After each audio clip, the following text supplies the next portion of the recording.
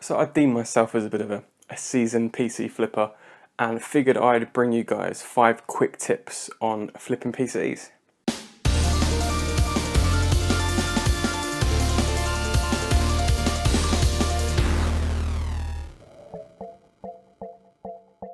Tip number 1 is to regularly check your kind of local marketplaces. So I'm talking like Facebook Marketplace and Gumtree, the two I use the most.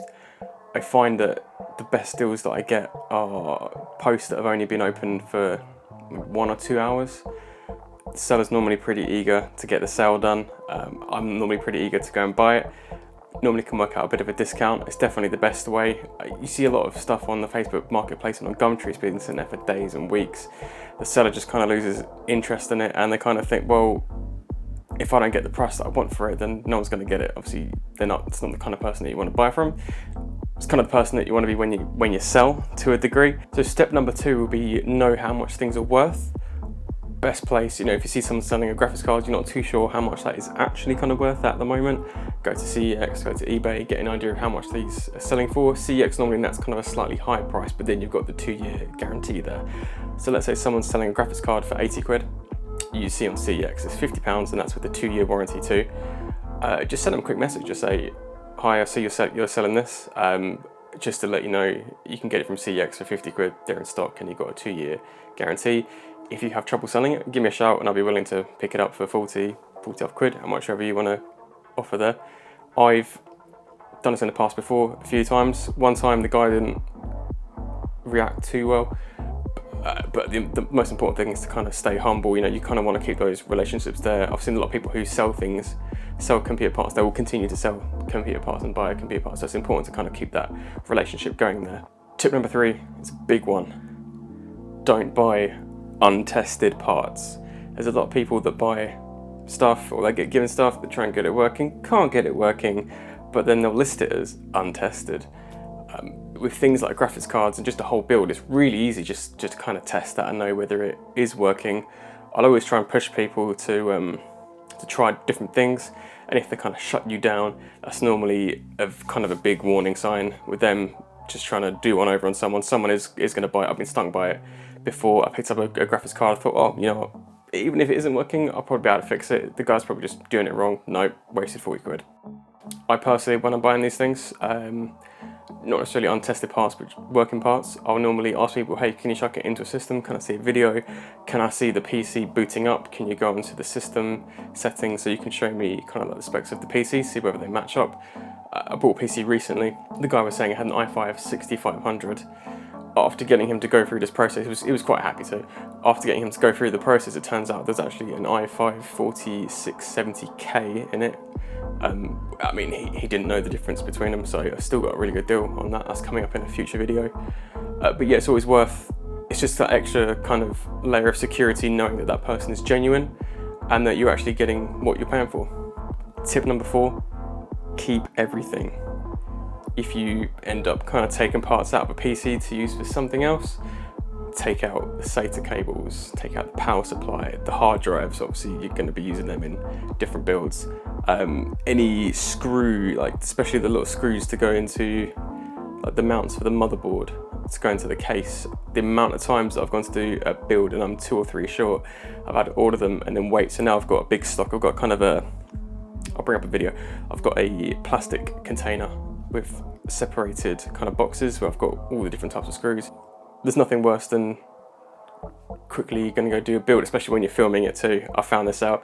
You're going to do a build and you're like, cool, I'll just grab that SATA cable, and it's just like, I don't know where it is. And you're kind of running around the house and just kind of waste time, especially if I don't imagine any of you guys will be doing this as your kind of main job, but especially as like a side job when you're trying to balance like work and family and just living, surviving at the moment.